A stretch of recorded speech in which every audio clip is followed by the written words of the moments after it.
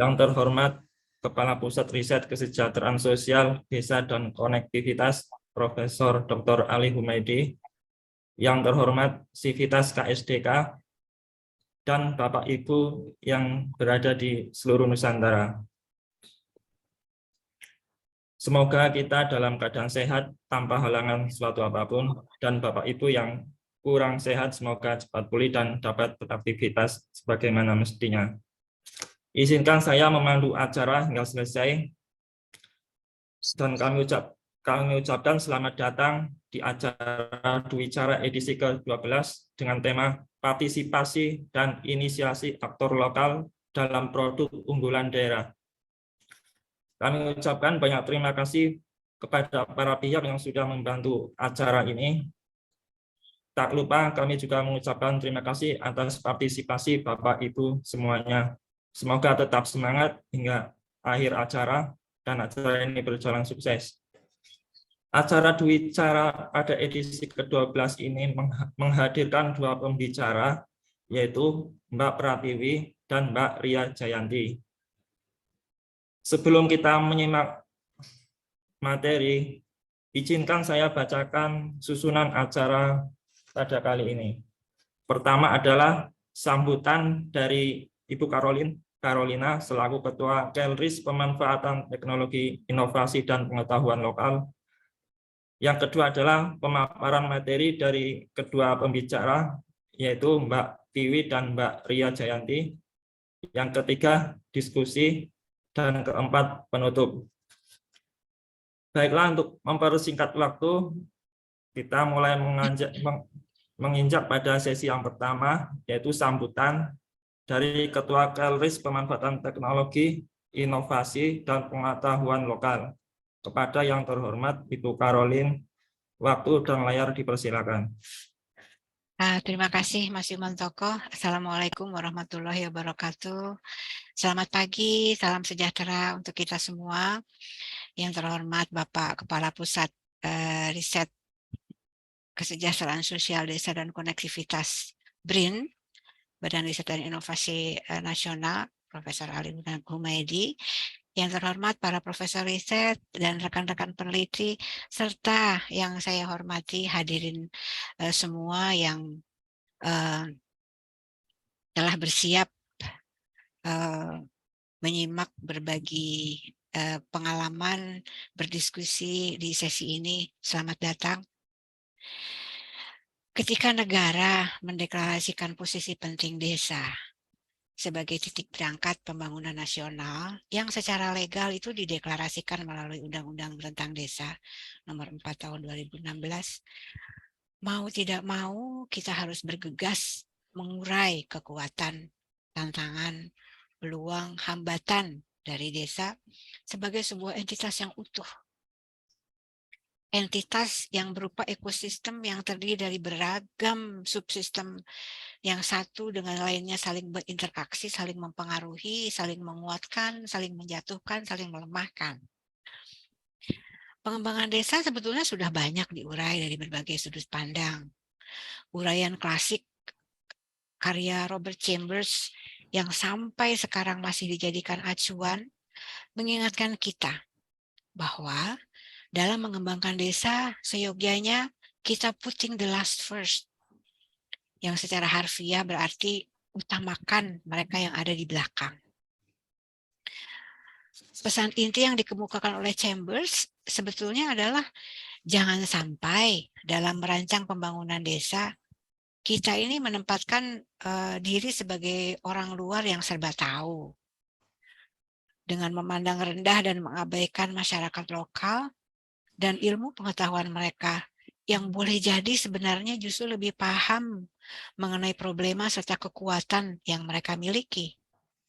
Yang boleh jadi kekuatan mereka, pengetahuan lokal mereka itu dapat dijadikan solusi dalam menyelesaikan permasalahan yang mereka rasakan. Ketika kita menjadikan desa sebagai ujung tombak tercapainya tujuan pembangunan berkelanjutan negara ini, itu sebetulnya adalah pesan strategis bagi semua unsur dalam tatanan ekosistem bangsa, termasuk kita, sebagai warga negara bangsa ini dengan profesi yang berbeda, regardless profesi kita, apapun profesi kita, apapun peran kita, sebetulnya kita diajak untuk melangkah bersama, mengedepankan potensi desa sebagai bagian integral, tidak terpisahkan dari perjalanan panjang mencapai kesejahteraan bersama. Di kesempatan yang baik ini, kita akan mendengarkan uraian jernih dari Ibu Pratiwi dan Ibu Ria Jayanti yang akan mengupas inovasi dalam konteks desa dengan paradigma Science and Technology Innovation, inovasi Science and Technology. Suatu upaya dari mereka berdua yang menggambarkan keberpihakan kuat terhadap pengembangan desa dengan pendekatan inklusif. Mengingat fokus bahasannya adalah aktor lokal. Mari Bapak Ibu yang saya hormati, kita bersama menyimak uraian mengenai partisipasi dan inisiasi aktor lokal dalam mengembangkan inovasi produk unggulan daerah. Selamat berdiskusi, selamat berbagi pengetahuan, berbagi pengalaman.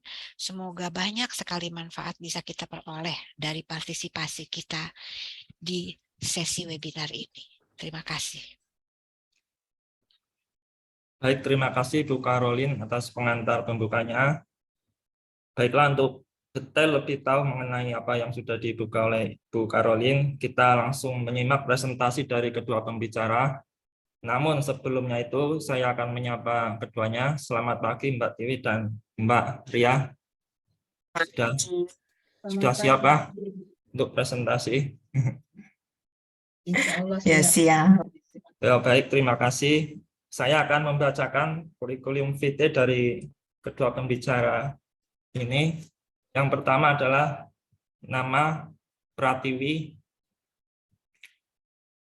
tempat tanggal lahir Semarang 15 Maret 1987,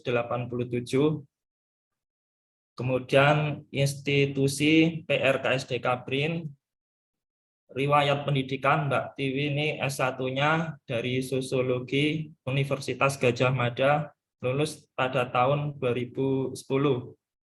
Kemudian melanjutkan S2 di National Graduate Institute for Policy Studies.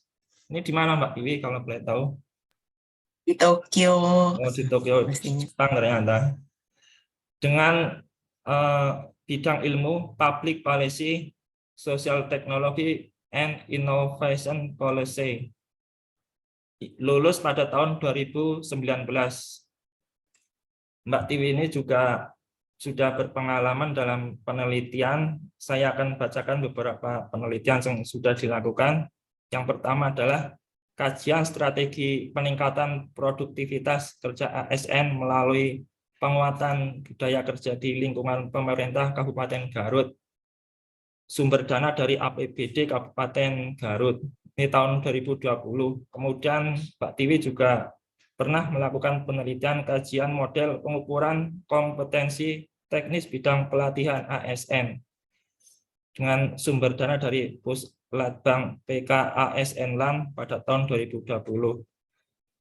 Mbak Tiwi juga sudah menerbitkan beberapa artikel jurnal ilmiah dalam 5 tahun terakhir ini sudah banyak. Saya akan bacakan beberapa. Salah duanya yaitu The Royal of Local Community Association as Intermediaries, a Multiple Case Study in a Rural Area pada tahun 2020. Kemudian Evaluation Study of the Implementation of Flexible Working Arrangement in Public Sector Organization during COVID-19 Pandemic pada tahun 2021. Beliau juga aktif menulis di buku antara lain model pengukuran kompetensi teknis bidang pelatihan aparatur sipil negara pada tahun 2021. Nah, demikian profil singkat dari Mbak Tiwi. Saya akan bacakan profil singkat dari pembicara yang kedua, yaitu Mbak Ria Jayanti. Nama Ria Jayanti, SE, SY, MSI. Tempat tanggal lahir Kerinci 5 Juli 1991. unit kerja PRKSDK, BRIN, riwayat pendidikan S1 ditempuh dari UIN Syarif Hidayatullah, Jakarta, lulus pada tahun 2013, bidang ilmu ekonomi syariah. Kemudian S2-nya ditamatkan dari Institut Pertanian Bogor, lulus pada tahun 2018, bidang studi ilmu ekonomi. Mbak Ria juga berpengalaman dalam penelitian. Saya akan bacakan salah satunya, yaitu Science and Technology Policy Institute Korea K-Innovation Partnership Program dengan judul penelitian STI Policy Think Tank for Green Growth Development. Kemudian publikasi artikel ilmiah dalam 5 tahun terakhir ini sangat banyak. Saya akan bacakan beberapa.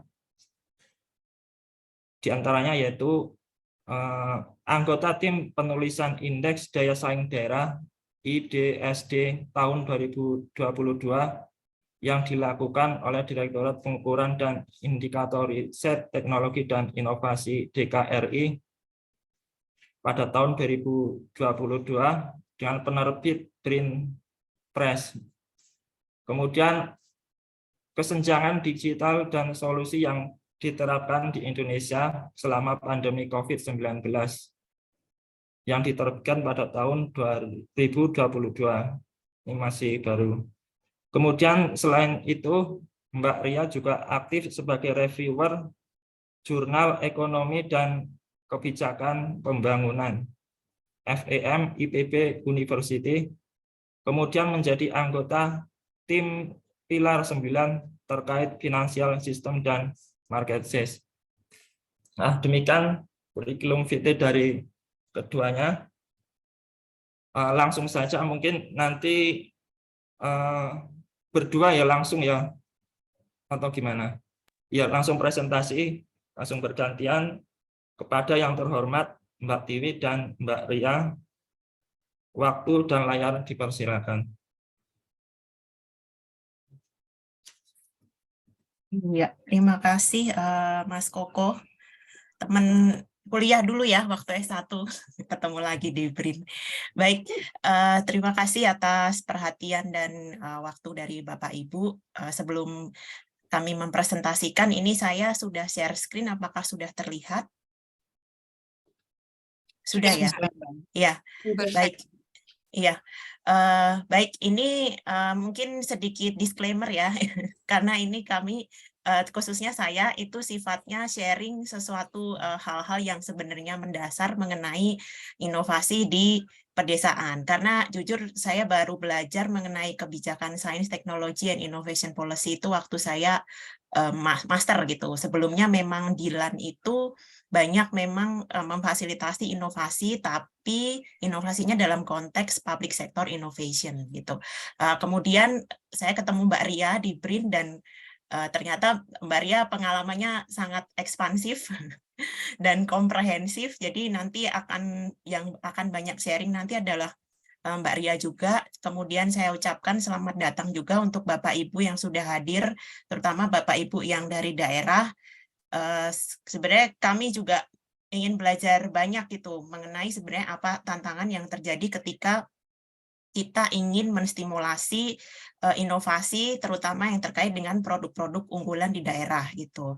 Jadi ini sifatnya masih basic, kami sharing dari beberapa riset yang sudah pernah kami lakukan gitu, karena sebenarnya saya juga sadar masih banyak yang misalnya lebih knowledgeable dalam konteks kebijakan sains, teknologi, dan inovasi. Juga teman-teman di KSDK gitu. Dan juga mengenai adopsi teknologi. Baik, saya akan mulai. Maka itu sebenarnya kami terbuka terhadap misalnya perspektif yang lain atau misalnya tantangan-tantangan yang sebenarnya terjadi di desa seperti itu ya. Baik, ini sebentar. Baik, mungkin sebelum mengacu ke sebenarnya partisipasi aktor lokal ini hubungannya dengan kebijakan sains, teknologi, dan inovasi ini seperti apa? Kalau misalnya dulu ada Schumpeter, itu kalau kita kenal sebagai Bapak Inovasi ya, beliau itu mengutamakan dalam buku-bukunya, dalam publikasinya, bahwa sekarang pertumbuhan ekonomi itu salah satunya ditentukan oleh destruksi kreatif gitu atau inovasi. Maka sebenarnya investasi pemerintah dalam inovasi termasuk juga litbang dan juga paten itu menentukan pertumbuhan ekonomi suatu negara gitu. Sehingga kemudian muncullah publikasi-publikasi setelah itu mengikuti Schumpeter, kemudian termasuk Mazzucato, kemudian ada juga akhirnya beralih semakin ke sini ada Schumacher yang kemudian mengkontraskannya dengan paradigma lingkungan dan kemudian paradigma inklusivitas dan keberlanjutan. Nah, pada awalnya ini sebenarnya seperti apa sih kebijakan sains, teknologi, dan inovasi?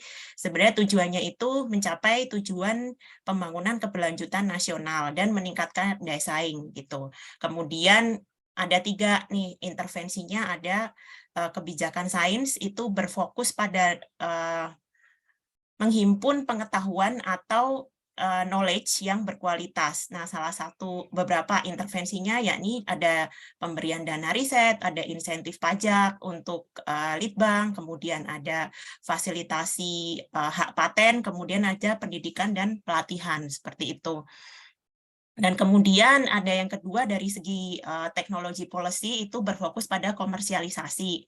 Kemudian intervensinya ada di sini ada pengadaan barja secara publik. Jadi kalau kita lihat sebenarnya kalau Bapak Ibu kita ada pakai produk iPhone atau misalnya Android gitu ya, itu sebenarnya fitur-fiturnya itu tadinya awalnya adalah risetnya Kementerian Pertahanan di Amerika yang kemudian mereka memberikan hasil riset tersebut kepada Apple. Kemudian dari pemerintah Amerika itu dia meminta seluruh sekolah dan juga kantor-kantor pemerintahan untuk pengadaannya itu harus membeli Apple, ya ini produk dari sana juga. Jadi sebenarnya ketika kita melihat partisipasi korporat di Amerika itu sangat misalnya diserahkan kepada pasar, sebenarnya enggak maksudnya belum seperti itu juga, karena sebenarnya peran negara di Amerika itu sangat besar dalam kemajuan innovation policy di Amerika. Begitu pula dengan Denmark, kalau kita mau bicara mengenai pertanian, itu juga peran pemerintahnya itu sangat besar gitu. Jadi tidak hanya sekadar memberikan dana penelitian, tapi mereka sampai memperluas pasar yang ada di mereka. Kemudian intervensi yang lain adalah difusi, kemudian bantuan untuk sektor strategis, kemudian fasilitasi ekspor, termasuk kemudian menjembatani peran aktor masyarakat, terutama dalam sektor-sektor yang berbasis sumber daya alam. Misalnya ya salah satunya pertanian. Kemudian mendorong kerjasama industri dan universitas gitu. Kemudian ada standarisasi, peningkatan daya serap atau adopsi masyarakat pada teknologi dan inovasi. Karena memang kalau dalam konteks Indonesia ini masih daya serapnya masih rendah kalau kita bilang dari laporannya Eria kemarin, karena memang kualitas SDM-nya juga masih rendah. Dalam hal ini adopsi pada teknologi ini, daya serap ini maksudnya adalah kemampuan UMKM atau kemampuan pengusaha untuk mengadopsi teknologi sehingga bisa comply dengan standar pasar. Nah, ini di Indonesia masih sangat rendah gitu. Kemudian ada kebijakan ketiga, yaitu kebijakan inovasi. Dia berfokus pada peningkatan pendapatan nasional gitu. Nah, ini salah satu atau beberapa intervensinya adalah peningkatan modal sosial melalui clustering. Jadi memang ada beberapa yang membuktikan kalau universitas, industri, dan kemudian lembaga riset, kemudian masyarakat yang berada di satu klaster, seperti misalnya di Bandung. Bandung kan itu banyak tuh klaster pengetahuan, kemudian di Jogja juga banyak. Nah, itu ketika mereka memiliki kedekatan secara geografis, maka lebih dimungkinkan inovasi-inovasi atau inisiasi itu bisa tumbuh gitu. Kemudian ada peningkatan SDM, standarisasi produk gitu, akses infrastruktur, koordinasi antar sektor, pelindungan konsumen, dan penurunan biaya transportasi. Semua intervensi ini adalah muaranya untuk nanti diukur dari segi pengukurannya dari publikasi, kemudian paten, kemudian pendapatan para aktor, kemudian kemampuan para aktor, peningkatan kualitas produk, dan peningkatan PDB. Namun makin ke sini sebenarnya paradigmanya itu tidak hanya ekonomi, tapi semakin meluas karena pembangunan yang berlanjut itu saling terhubung gitu, sehingga saat ini Mazzucato itu mengeluarkan istilah mission oriented innovation policy gitu, bahwasanya kalau misalnya kita mau benar-benar maju, mau sustainable, mau berlanjut, ya nggak bisa per sektor sendiri-sendiri, namun harus dikoordinasikan seperti itu. Jadi negara punya visi misi, punya strategi, selanjutnya dia assign lembaga riset, universitas, kemudian dia assign industri untuk sebenarnya mau gimana ini gitu. Karena kalau misalnya riset itu dibiarkan mencar-mencar, jadinya ya nggak akan kemana-mana gitu. Demikian kalau misalnya kalau kita baca publikasi Mariana Mazzucato, itu beliau dari University of Sussex di Inggris, dia memang di sana ada pusat studi tentang kebijakan inovasi dan beliau merekomendasikan seperti itu. Nah, terutama dalam konteks desa itu. Kalau tadi saya bicara tentang paradigma sains teknologi inovasi secara linear gitu. Seperti itu intervensinya. Namun ketika dalam konteks desa, apakah kita perlu gitu masih relevan untuk melihat dalam konteks pendekatan intervensi yang linear gitu. Ternyata di desa malah ketika kita pakai desa untuk kita dorong menjadi high tech atau kita dorong dengan dana R&D atau misalnya kita dorong untuk menghasilkan paten, nah itu memang malah meningkatkan ketimpangan gitu yang ada di desa. Itu ada beberapa riset kemarin di negara OECD seperti itu dan juga di Asia Tenggara gitu. Jadi sebenarnya apa yang menentukan inovasi di desa gitu. Nah, kewirausahaan dan inovasi sosial itu sebenarnya paling prevalen gitu dalam konteks pembangunan desa gitu. Jadi mendefinisikan inovasi pada konteks desa dengan paradigma yang tadi sudah saya deskripsikan, bisa membatasi transportasi desa dan juga pasar yang ada di desa gitu. Karena prekondisinya itu di desa, terutama yang sering disebut itu adalah kewirausahaan, adopsi pada teknologi, kemudian potensi wilayah, kualitas SDM, modal sosial, akses permodalan, kewirausahaan, dan terutama juga ada peran aktor lokal gitu. Dan kemudian itu memimpin atau berkontribusi pada peningkatan kualitas produk dan proses gitu. Termasuk sebenarnya keahlian yang dibutuhkan di desa itu sebenarnya bukan keahlian riset gitu atau pengembangan. Sebenarnya keahlian yang diberikan adalah keahlian yang sifatnya keahlian vokasi itu. Vokasi ini terkait dengan agar mereka bisa lebih mampu untuk adaptasi pada teknologi gitu. Begitu. Kemudian juga jaringan pengetahuan dan pasar yang mereka miliki.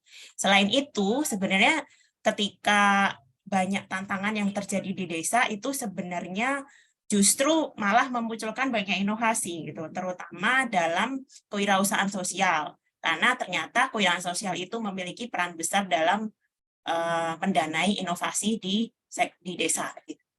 Nah, sebenarnya dalam konteks desa kita nggak bisa bicara inovasi sesuai dengan paradigma STI gitu, karena kita perlu menstimulasi dengan kekhususan sesuai potensi desa, kebutuhan masyarakat, kemudian perspektif aktor lokal, kemudian intermediari. Nah, intermediari seperti apa nanti akan saya bahas setelah ini. Namun ini hanya saya harus memberikan pengantar bahwa seperti apa sebenarnya wujud-wujud partisipasi aktor lokal di desa gitu. Apakah intervensi yang sifatnya atas bawah itu bisa lebih kontekstual atau sebenarnya seperti apa ini gitu, model-model kerjasama seperti itu. Nah, ini nanti akan ada 2 kasus. Sebentar, kok nggak bisa ya?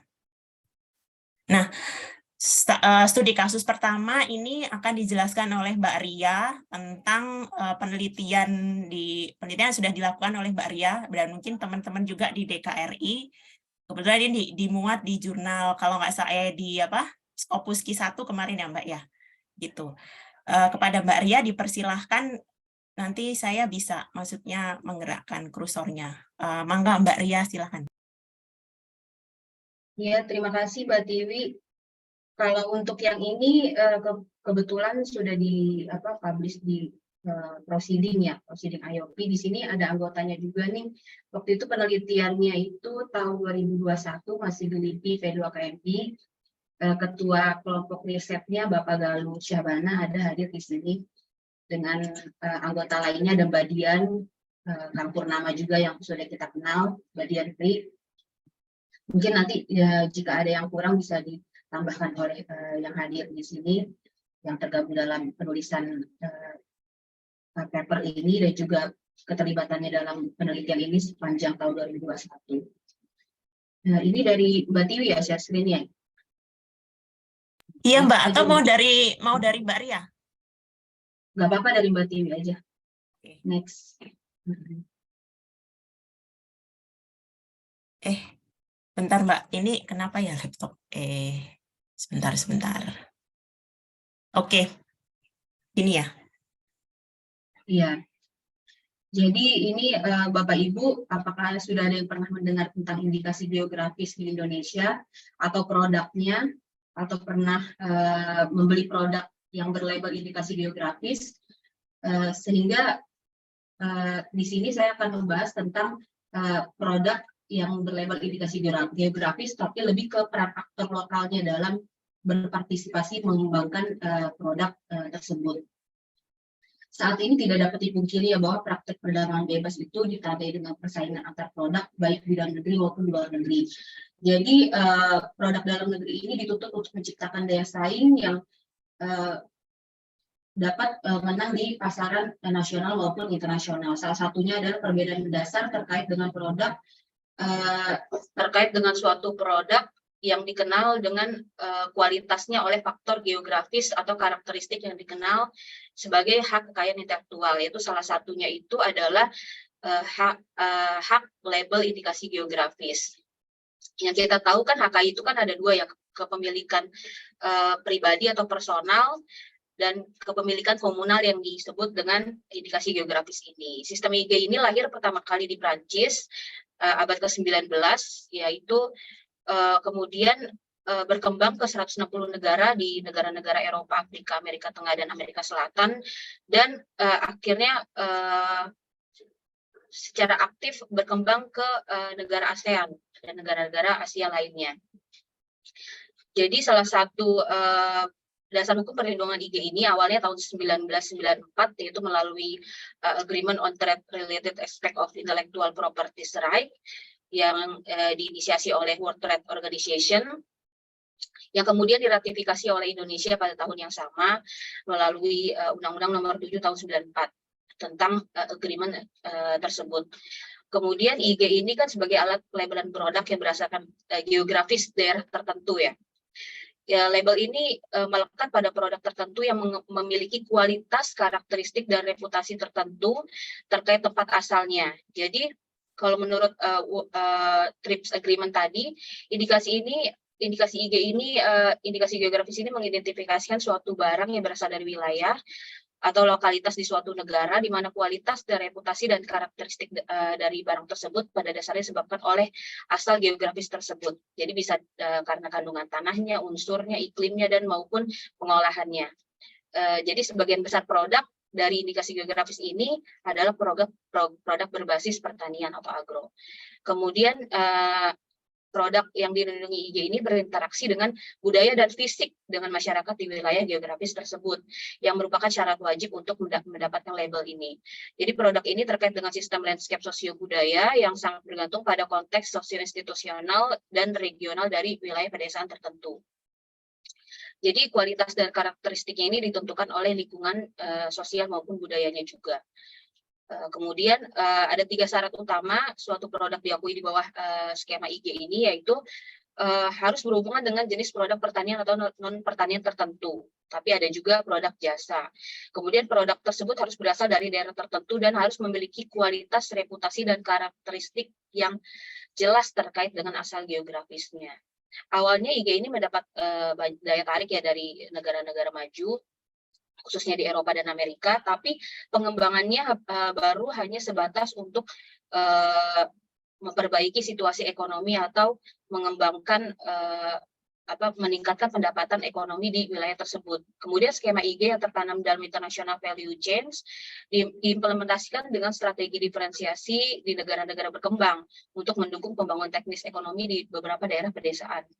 Tapi peluang dan kendala yang dihadapi oleh produsen di negara berkembang sangat berbeda ya dengan yang di negara maju, yaitu di negara Eropa. Hal ini karena di Eropa perlindungan IG tersebut lebih awal dikenalkan dan pemerintahnya juga lebih aktif dalam mendukung dan dalam memfasilitasi pengembangan produk IG di negara-negara maju tersebut. Kemudian IG inisiatif pertama di Indonesia itu ada di tahun 2000-an ditandai dengan produk kopi Kintamani Bali yang menjadi produk pertama IG yang ada yang didaftarkan di Indonesia tahun 2008, yaitu dikelola oleh Kemenkumham, Dirjen Kekayaan Intelektual, Kementerian Hukum dan HAM Republik Indonesia. Di Indonesia kemudian IG ini berkembang di kalangan Pemda sebagai instrumen untuk mengembangkan citra positif daerah dan memperkuat produk unggulan daerah melalui yang diakui memiliki legitimasi untuk menunjukkan komitmen kepada pembangunan ekonomi daerah tersebut. Kemudian banyak juga penelitian tentang pengembangan IG di jurnal-jurnal internasional maupun nasional. Beberapa di antaranya itu membahas tentang peran IG dalam mempromosikan pengetahuan petani tradisional, meningkatkan sikap petani terhadap proses produksi dan meningkatkan keuntungan ekonomi pelaku lokal, kemudian meningkatkan pembangunan pedesaan, meningkatkan perdagangan internasional, dan lain sebagainya. Jadi secara umum penelitian-penelitian tersebut mengklaim bahwa pengembangan IG ini menghasilkan manfaat baik di tingkat pelaku lokal maupun pembangunan pedesaan untuk mempromosikan produk unggulan daerah mereka. Tujuan utama IG itu untuk menangkap manfaat ekonomi dari atribut kualitas terkait dengan tempat lokalitas produksi, yaitu terkait dengan non-ekonomi, bisa juga terkait dengan nilai lingkungan dan budaya, serta penguatan institusi sosial di daerah tersebut. Kemudian di sisi supply chain, yaitu IG ini dapat melindungi konsumen maupun produsen. Bagi produsen, perlindungan IG ini akan memberikan aliran pendapatan bagi mereka untuk terkait dengan standar mutu dan reputasi yang baik gitu, mencegah beralihnya kepemilikan hak pemanfaatan kekhasan suatu produk dari masyarakat lokal kepada pihak lain. Kemudian memaksimalkan nilai tambah produk, pasarnya juga lebih terjamin karena dilindungi dari fluktuasi harga dan dilindungi dari pemalsuan produk sejenis yang dengan kualitas yang berbeda.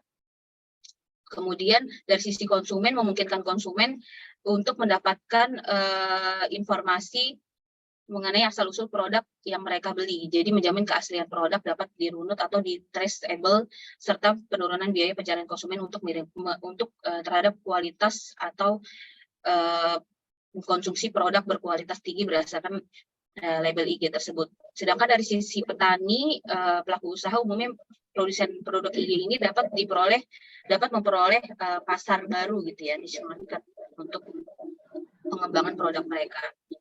Kemudian manfaat dari berbagai aspek lingkungan, yaitu IG memiliki potensi untuk melindungi lingkungan karena sebagian besar petani lokal ini melakukan kegiatan pertanian dengan cara tradisional ya. Jadi sekaligus menjaga juga kearifan lokal untuk menjaga kualitas produk serta meningkatkan reputasi kawasan. Dari aspek ekonomi, IG ini memerlukan rantai informasi yang kuat antara produsen dan konsumen, yang kebanyakan ada di produsen di desa dan konsumen di kota. Dan mengenai kualitas karakteristik produksi produk yang meningkatkan keunggulan kompetitif dari produk IG tersebut. Kemudian dari aspek sosial budaya juga mempererat hubungan antara pelaku usaha, melestarikan adat istiadat, pengetahuan serta kearifan lokal masyarakat di sana, dan juga partisipasi dari aktor lokal. Partisipasi dari aktor lokal di sini berarti aktor ini terlibat menyadari bahwa mereka adalah bagian dari sistem di IG ini, di mana mereka memiliki kesempatan untuk terlibat dalam proses pengambilan keputusan dan mengambil tindakan untuk berkontribusi pada tujuan bersama dari sistem tersebut. Sedangkan dari sisi hukum, ini IG ini memberikan kepastian hukum bagi produsen dan jaminan kualitas berdasarkan hukum sesuai dengan harapan konsumen terhadap produk. Karena IG kan adalah kekayaan HKI ya, jadi diperlukan tindakan kriminal bagi pelaku lokal, bagi pelaku-pelaku yang melanggar ataupun untuk menjaga keaslian produk. Kemudian IG di Indonesia sendiri ada tiga pihak ya yang berhak mengajukan label di Indonesia. Yang pertama adalah lembaga masyarakat sebagai perwakilan petani dan produsen, serta pengolah dan pedagang, kemudian pemerintah daerah baik provinsi, kabupaten atau kota. Yang ketiga adalah kelompok konsumen, sebelumnya masih ya. Kemudian komunitas MPIG. MPIG ini di Indonesia sebagian besar pemohon itu tergabung dalam apa yang disebut dengan komunitas masyarakat perlindungan indikasi geografis atau MPIG. Lembaga ini terdiri dari produsen, pengolah, pedagang, serta mewakili Pemda setempat. MPIG ini memiliki fungsi sebagai tiga fungsi ya. Ini menyatukan usaha dalam rantai nilai, mengelola kualitas dan karakteristik produk atau kekhasan, serta traceable atau kerunutan barang yang didaftarkan tersebut, serta mempromosikan dan mempertahankan reputasi dari barang tersebut. Kemudian seperti negara lain ya, IG di Indonesia juga sebagai salah satu strategi untuk mengejar pengembangan agroindustri di pedesaan. Serupa dengan pertanian non-IG, banyak pelaku lokal yang terlibat dalam rantai nilai IG berbasis agro di Indonesia. Ketika sertifikasi IG diperoleh, perlu dibentuk juga tata kelola baru dan contohnya saja ya terkait dengan MPIG tersebut.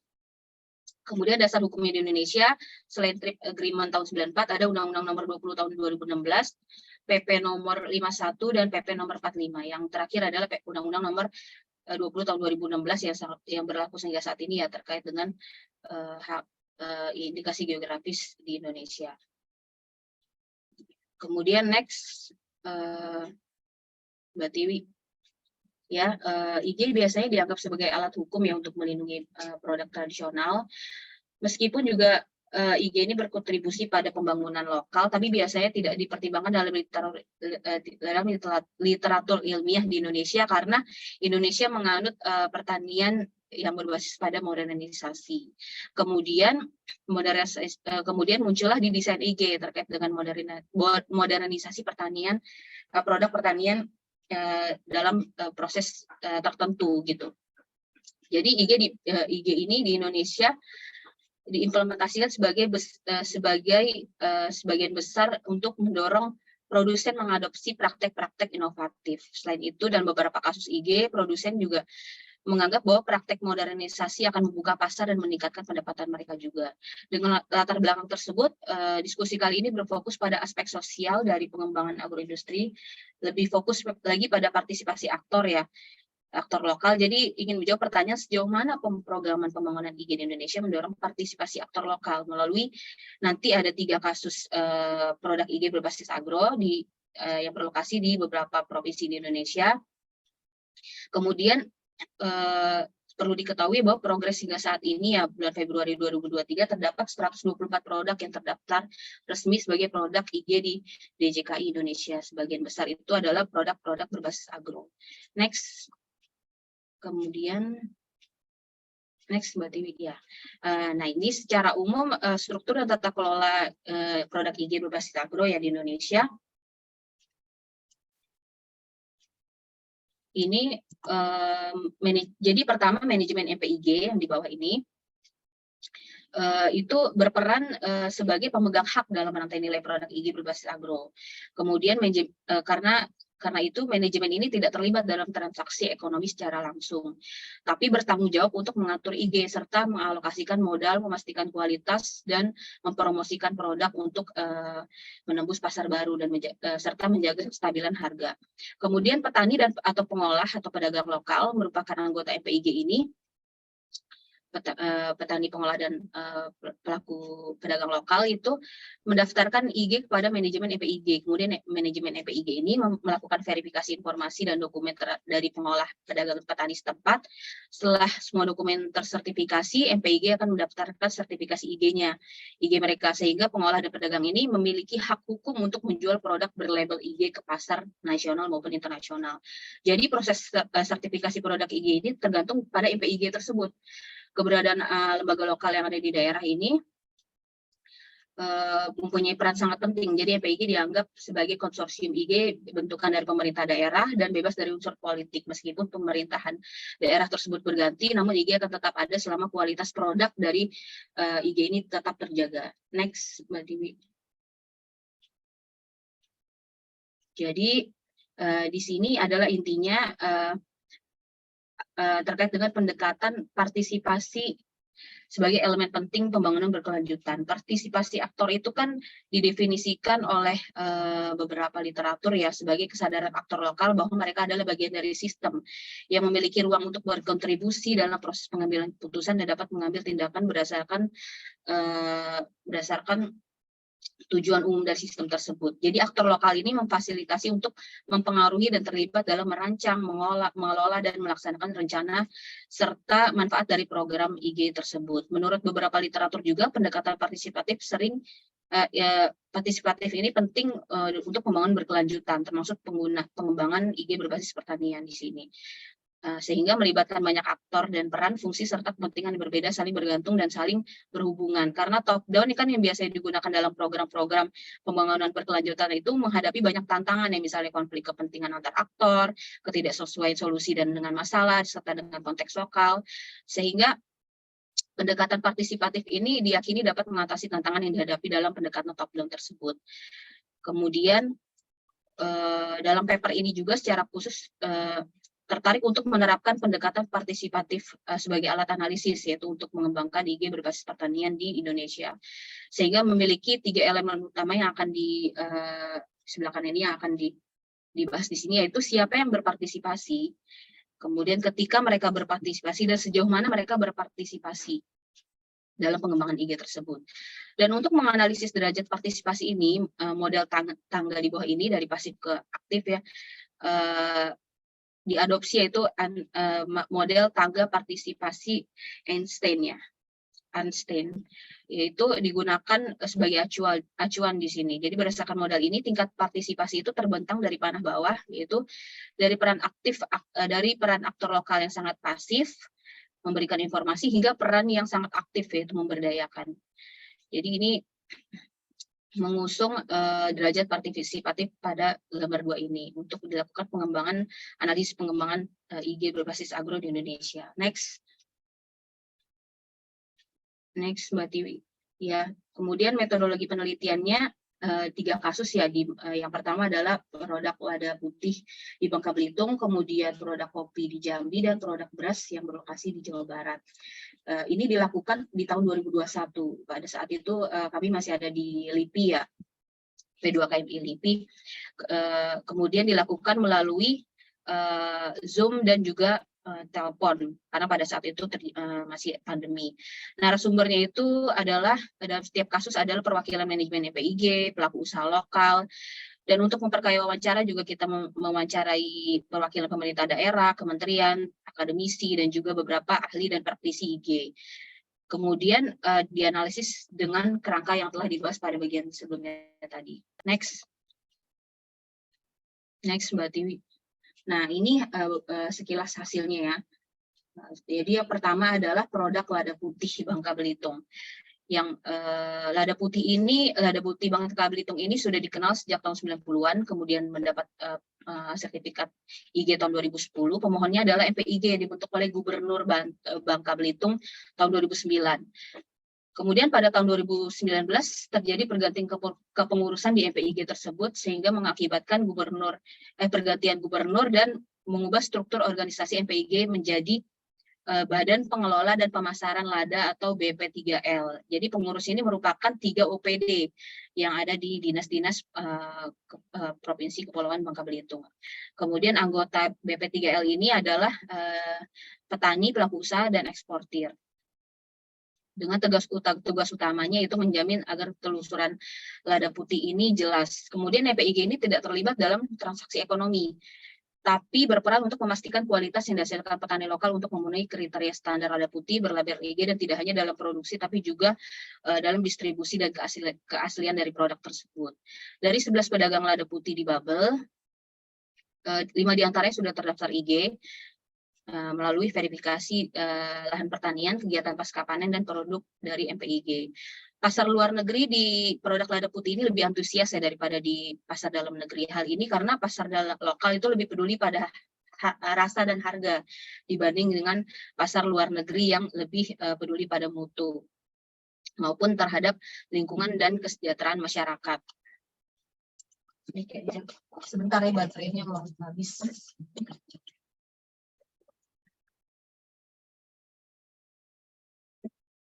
Kemudian teknologi yang diterapkan di MPIG ini yang mereka adopsi itu masih pada level basic dan intermediate oleh pelaku-pelaku usaha ataupun aktor yang terlibat di MPIG Lada Putih. Di antaranya ya ini masih sudah menggunakan email, WhatsApp, smartphone, e-commerce, Microsoft Office dan lain sebagainya di sini untuk membantu baik dalam proses pengolahan, pengelolaan maupun pemasaran dan promosi mereka. Kemudian yang kedua adalah kopi di daerah Jambi. Jadi kopi ini tahun 2009 awalnya sebuah LSM itu tertarik untuk mengembangkan kopi yang ada di Jambi ini, LSM internasional ya, untuk mempromosikan ke pasar nasional dan internasional karena popularitas kopi Jambi ini semakin meningkat tahun 2014 saat memenangkan kompetisi nasional. Akhirnya kopi Jambi ini juga mendapat perhatian dari pemerintah setempat untuk meningkatkan ekonomi tetapi juga melindungi lingkungan, sehingga semakin banyak petani yang terlibat dalam budidaya kopi ini. Ketika skema IG diperkenalkan di kopi Jambi ini, kelompok petani mengorganisir diri mereka untuk mengikuti sertifikasi IG. Mereka memulai usaha dengan membentuk MPIG, kemudian memenuhi persyaratan dan tahun 2017 mendapatkan sertifikat IG sebagai pemegang haknya. Setelah mendapat sertifikat IG, MPIG ini berperan membantu petani lokal untuk menjual kopi mereka ke pasar nasional maupun internasional. Padahal masih sedikit pelaku usaha lokal yang dapat mengolah biji kopi yang dapat diperdagangkan ke pasar, namun kemudian diberikan solusi oleh MPIG ini dengan membentuk koperasi petani untuk melakukan kegiatan pasca panen dan pasar bersama yang didukung oleh Bank Sentral Indonesia maupun LSM internasional dalam aspek produksi dan pasar. Jadi mirip dengan sistem Lada Putih tadi ya, mereka harus mendaftar terlebih dahulu, kemudian verifikasi dan diberikan label IG. Dalam menjamin mutu produk, MPIG menunjuk seorang koordinator dari masing-masing kecamatan di daerah tersebut untuk mengelola kontrol kualitas seminggu sekali di petani-petani yang ada di daerah tersebut. Terkait dengan sistem rantai nilai, petani juga menjual biji kopinya melalui kelompok tani. Kemudian kelompok tani ini melakukan kerjasama pasca panen sebelum kopi didistribusikan ke koperasi. Jadi mirip dengan rantai pasok itu mirip dengan sistem koperasi kalau di Jambi ini. Kemudian teknologi juga mereka masih pada level basic dan intermediate. Namun dalam tahap pengembangannya ada juga teknologi traceability yang sedang dengan berbasis blockchain dan kerjasama dengan trader kopi internasional. Kemudian di kasus yang ketiga yaitu produk IG beras di Jawa Barat.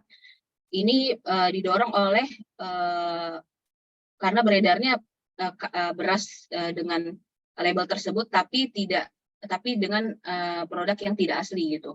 Jadi banyak pelaku usaha yang mencampurkan produk asli dengan produk beras yang lain. Kemudian mereka mendapatkan keuntungan. Nah, ini jadi mereka menginisiasi bersama Pemda melalui pertemuan dengan para elit petani, yaitu petani yang sudah besar ya. Serta pedagang lokal baik pengolah ataupun pedagang, akademisi dan dari universitas setempat untuk mendaftarkan IG beras ini.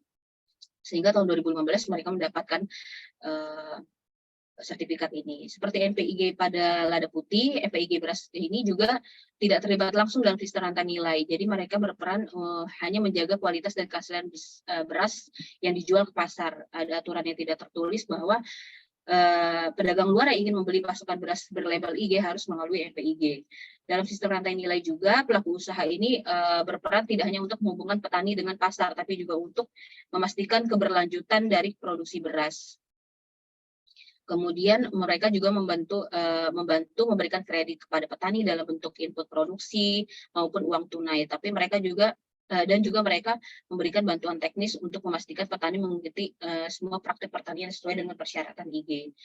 Jadi identik dengan sistem IG lainnya ya, pelaku usaha lokal ini mendaftarkan produk yang tadi seperti sebelumnya, kemudian mendapatkan label IG sudah diverifikasi.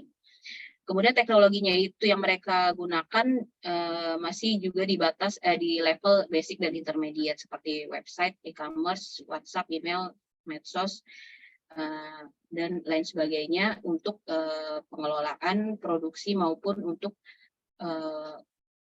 branding produk mereka keluar. Next Mbak Tiwi.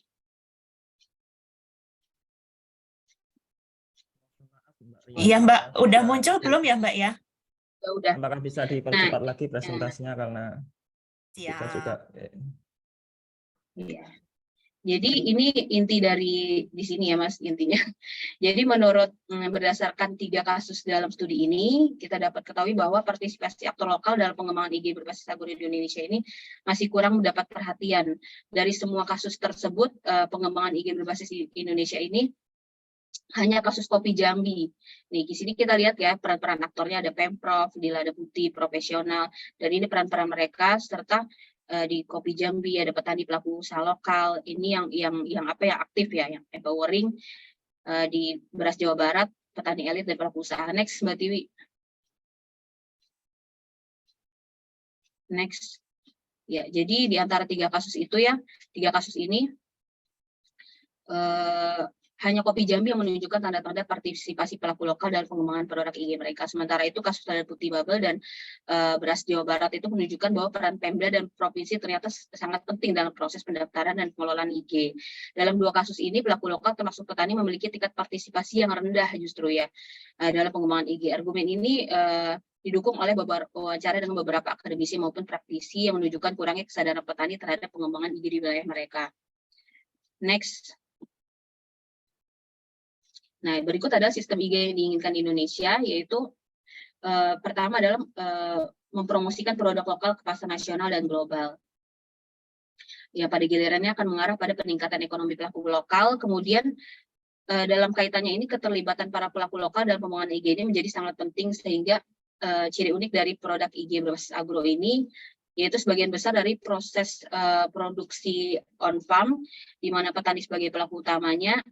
Idealnya petani menjadi aktor utama ya harusnya dalam proses pengambilan keputusan IG. Oleh karena itu petani harus terlibat dalam proses tata kelola desain produk IG sepanjang rantai nilai. Tapi nyatanya di temuan paper ini menemukan bahwa sebagian besar pelaku utama dalam pengembangan IG berbasis agro ini bukanlah petani. Dari ketiga kasus itu hanya 1 kasus yang melibatkan petani sebagai pelaku utamanya. Dalam kasus lainnya, pelaku utamanya adalah pemerintah daerah maupun profesional. Akhirnya muncul pertanyaan mengenai pemerataan manfaat terutama bagi petani kecil. Kemudian temuan lainnya adalah bahwa karakteristik petani kecil sebagian besar minim pengetahuan, informasi maupun modal diyakini menjadi alasan utama mereka terpinggirkan dalam bisnis ini.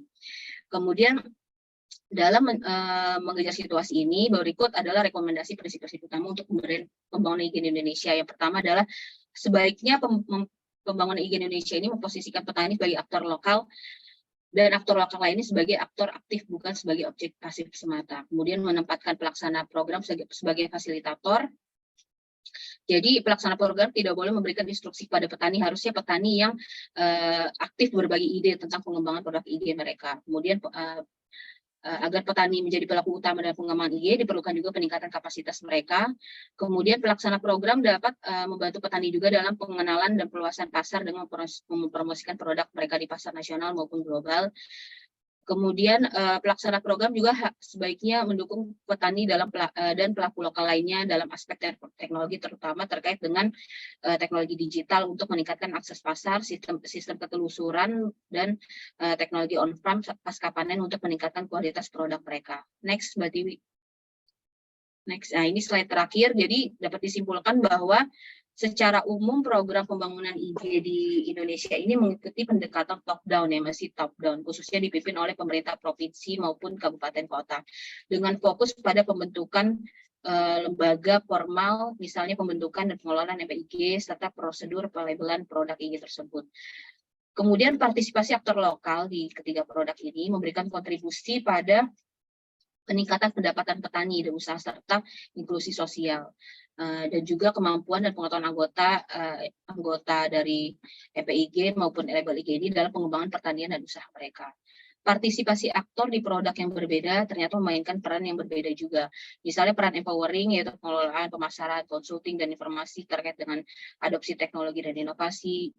Ya, ini sangat penting di 3 kasus tersebut. Kemudian kemampuan teknologi dan inovasi, networking dan branding dari produk-produk IG tersebut ada kemampuan paling umum yang dimiliki para aktor yang dikembangkan melalui kebijakan, melalui pelatihan maupun pameran ataupun diskusi dengan para pelaku usaha lainnya yang diikuti oleh pengurus FPIG dengan fasilitator pemerintah maupun peran aktif dari aktor lokal itu sendiri. Kemudian pengembangan agroindustri berbasis IG di Indonesia ini sebagian besar masih terfokus pada pembentukan lembaga formal. Sementara pemberdayaan aktor lokal untuk ikut merancang, mengelola atau melaksanakan rencana pengembangan produk IG ini masih kurang. Sehingga dapat diberikan implikasi kebijakan yaitu perlunya perubahan program pemerintah yang untuk mendukung pemberdayaan petani kecil dan pelaku usaha lokal lainnya. Pemerintah juga harus menjadi fasilitator baik dalam pendampingan maupun infrastruktur produksi dan pemasaran produk IG. Kemudian pemerintah pusat dalam hal ini kementerian maupun lembaga lainnya perlu adakan kebijakan kompetisi atau penghargaan inovasi untuk pelaku usaha di daerah untuk mengidentifikasi produk, meningkatkan peran aktor lokal dari produk unggulan daerah yang potensial untuk dievaluasi dan dipublikasikan di media. Kemudian perlu adanya juga kolaborasi untuk memperkuat peran dan konsultasi antara Pemda maupun universitas setempat dengan bantuan dari pemerintah pusat. Dan eksplorasi untuk studi di masa depan yaitu karena kemarin adanya pandemi ya, jadi kajian itu hanya berfokus pada informasi dari FPIG dan pelaku usaha lokal, yaitu pengelola dan pedagang.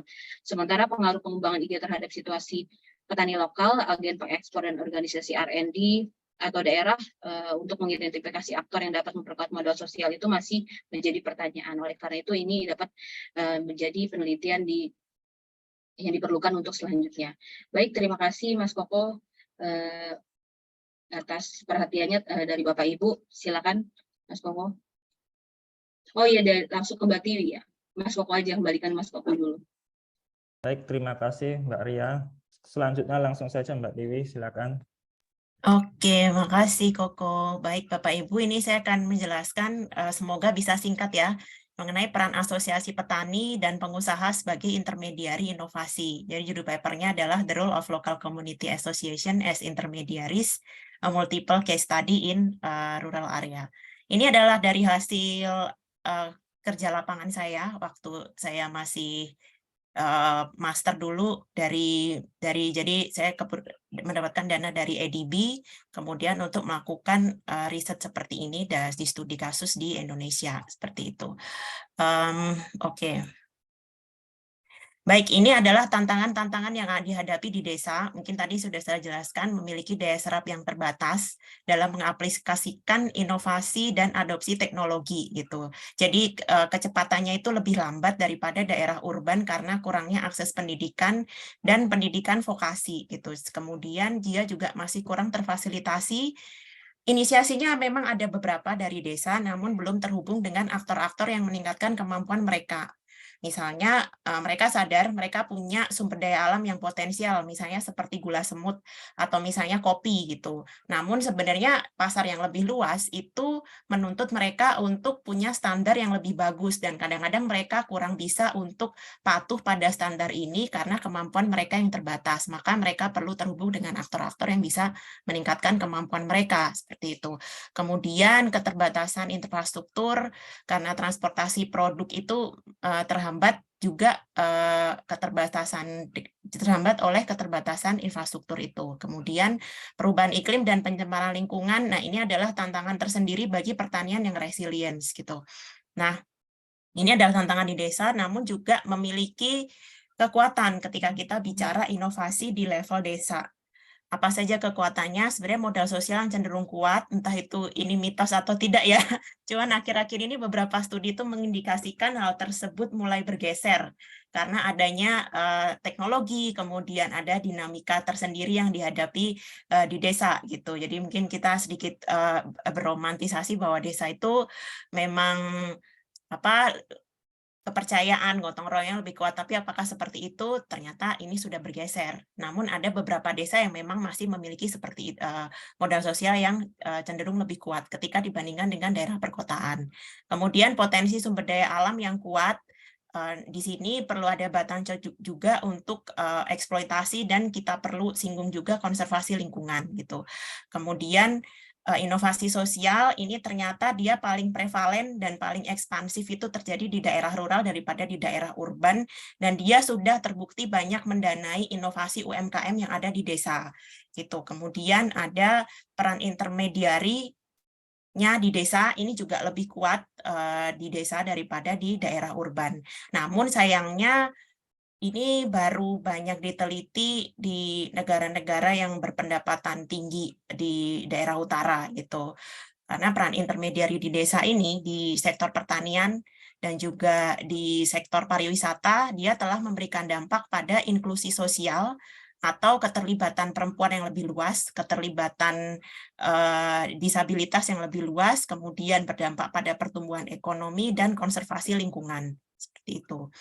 Nah, sebenarnya gap yang pertama, gap secara ilmiah ini, studi mengenai peran intermediari itu mayoritas pada negara di daerah utara. Dan kemudian ada yang mana secara institusional mereka berbeda dengan negara-negara yang berpendapatan menengah dan rendah, karena mereka memiliki komitmen untuk investasi pada riset dan inovasi, komitmen untuk peningkatan SDM yang lebih besar daripada negara-negara yang ada di berpendapatan lebih rendah, seperti itu. Nah, sebenarnya intermediari ini apa sih? Intermediari ini adalah aktor yang menghubungkan antara inovator dan kemudian pasar, atau bisa jadi juga pemerintah dan juga partisipan-partisipan lain yang ada di dalam sistem inovasi. Nah, itu disebut intermediari. Nah, kemudian gap yang kedua ini pernah disebut oleh Eria, kebijakan inovasi di Indonesia itu masih terfragmentasi dan masih kurang dukungan institusional untuk peningkatan SDM. Terfragmentasi dalam hal ini adalah tidak terhubung antara kementerian gitu, misalnya Kemendes PDTT, kemudian Kementerian Pertanian, Kementerian Perdagangan, Kementerian Luar Negeri gitu kan, itu masih belum terhubung gitu. Jadi masing-masing kementerian itu memiliki kebijakan masing-masing gitu. Kemudian di sini studi kasusnya itu di Kulon Progo pada waktu itu Pak Hasto yang masih menjabat itu, beliau memiliki program Bela Beli Kulon Progo. Nah, ini kebijakan ini ada 5 tujuan, yakni mendorong koperasi lokal, memaksimalkan kesejahteraan masyarakat melalui produk lokal, kemudian meningkatkan kapasitas BUMD, mengurangi pengangguran, dan mengurangi kemiskinan. Salah satunya untuk mencapai tujuan ini, salah satunya adalah dengan meningkatkan pasar atau ekspansi pasar produk lokal gitu. Kalau di Kulon Progo mereka punya gula semut, mereka punya akhirnya dibuat batik, yang sebelumnya nggak punya batik dia jadi punya branding batik sendiri. Kemudian yang terakhir adalah beras gitu. Nah, memang kebijakan ini tidak secara eksplisit menugaskan asosiasi petani atau pengusaha sebagai intermediari. Namun dari Pemda Kulon Progo merangkul mereka sebagai partisipan utama yang dekat dengan pemerintah gitu. Jadi di sini kenapa kemudian Indonesia yang diangkat, karena Indonesia adalah representasi dari negara di selatan, dan ini cocok untuk menginvestigasi sebenarnya kontribusi kebijakan inovasi pada pembangunan desa seperti apa begitu. Nah, tujuan risetnya ini adalah mendeskripsikan peran asosiasi komunitas lokal sebagai intermediari, mendeskripsikan strategi peningkatan kapabilitas asosiasi komunitas lokal, kemudian yang terakhir adalah mendeskripsikan persepsi aktor yang terlibat dalam peningkatan daya saing produk lokal terhadap dampak dan implikasi kebijakan. Karena biasanya kebijakan itu sifatnya top down, jadi dalam hal ini interviewinya itu memang banyak dari asosiasi petani dan pengusaha gitu. Nah, ini kerangkanya sebelumnya itu di Kulon Progo, ini kerangka literaturnya itu memang ada pengangguran, kemudian ada eksklusi sosial, kemudian banyak yang misalnya keluar daerah anak-anak mudanya, kemudian juga kurang resilient secara lingkungan. Nah, harapannya menurut teori-teori yang ada, ketika kita melibatkan komunitas asosiasi lokal, baik itu berupa gabungan kelompok tani, atau misalnya kelompok usaha bersama, atau misalnya komunitas-komunitas seperti itu harapannya dia bisa mengurangi pengangguran, kemudian meningkatkan inklusi sosial, dan meningkatkan resiliensi desa. Nah, sebenarnya aktor intermediari ini kalau di desa salah satunya yang paling prevalen adalah komunitas lokal, asosiasi-asosiasi di sana. Nah, peran mereka menurut beberapa kajian sebelumnya, terutama oleh mungkin yang paling jelas yang sering disebut itu adalah Partners, dia studi inovasi, banyak mempelajari studi inovasi di Australia atau sistem inovasi di Australia, terutama di pedesaan, itu ada 4 gitu peran intermediari ini. Sebagai pertama, penyedia sumber daya itu baik berupa permodalan atau misalnya infrastruktur gitu. Jadi misalnya dalam satu produk desa itu ada misalnya beras gitu. Di situ intermediari mereka biasanya sudah lama berkecimpung di situ dan sangat paham bagaimana cara meningkatkan beras untuk patuh pada standar kualitas yang dituntut dari pasarnya, marketnya gitu. Kemudian yang kedua, dia sebagai konsultan atau misalnya dia bisa mendiseminasikan pengetahuan kepada anggota-anggotanya atau intermediari yang lain. Dia sebagai broker atau penghubung antara pengusaha lokal dan juga pemerintah.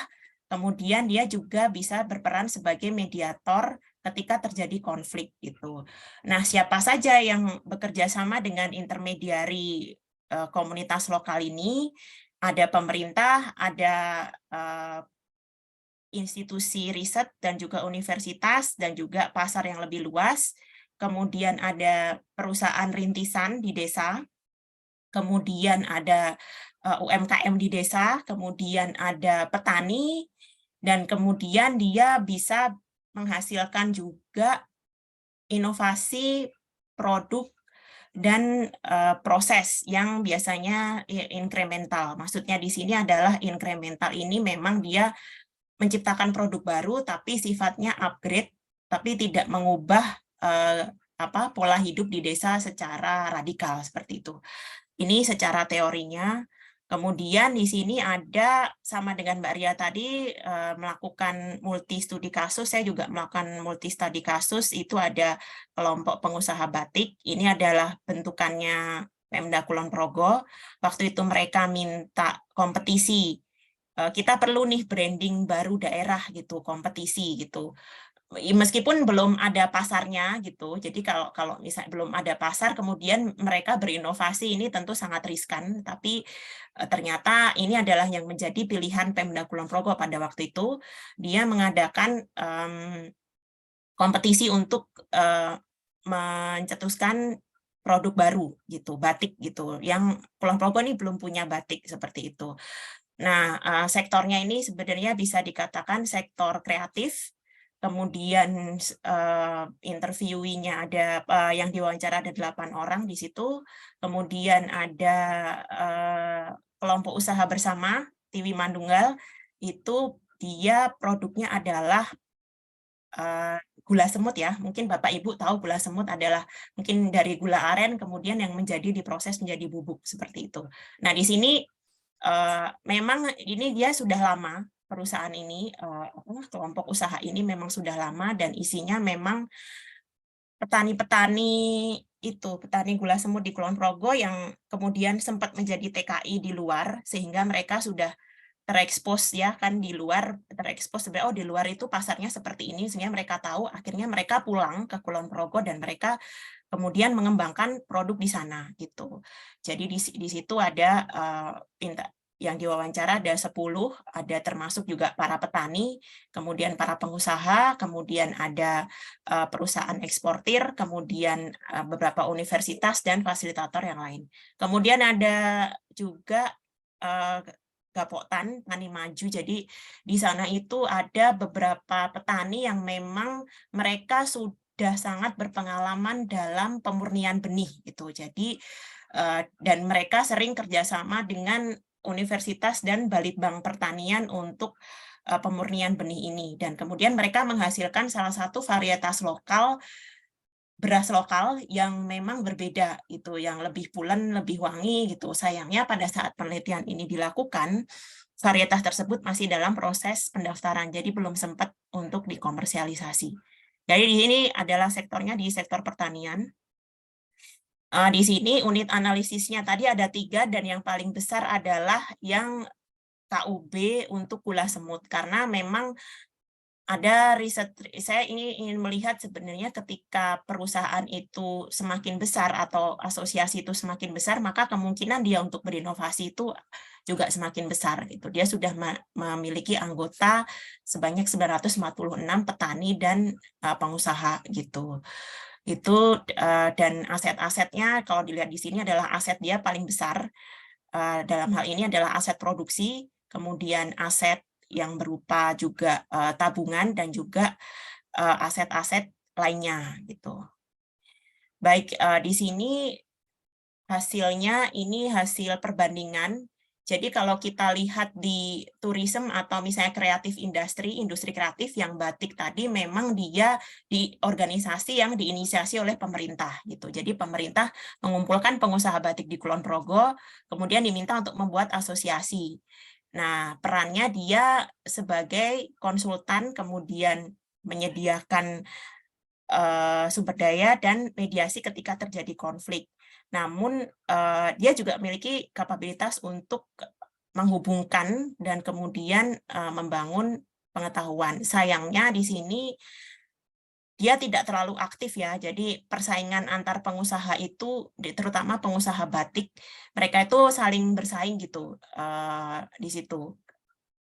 Meski demikian, jadi proses transfer pengetahuannya itu ya tidak bisa maksimal gitu, karena memang dia dari awal tidak punya inisiasi untuk membentuk asosiasi untuk bekerja sama. Bagaimana sih agar ini itu mencakup pasar yang lebih luas produk batik gitu. Mereka juga menghadapi persoalan lingkungan berupa limbah. Namun demikian mereka juga ternyata dari pembentukan ini mereka memiliki beberapa paten juga, kemudian meningkatkan UMKM di bidang batik, jadi jumlah UMKM-nya itu meningkat sebelum dan sesudah adanya kebijakan bela beli Kulon Progo, kemudian penjualan mereka meningkat juga, dan kapasitas perusahaan rintisan untuk memulai usaha batik itu juga meningkat. Jadi dia juga menarik orang-orang yang sudah mudik dari luar Kulon Progo untuk kembali ke Kulon Progo untuk memulai usaha batik ini gitu.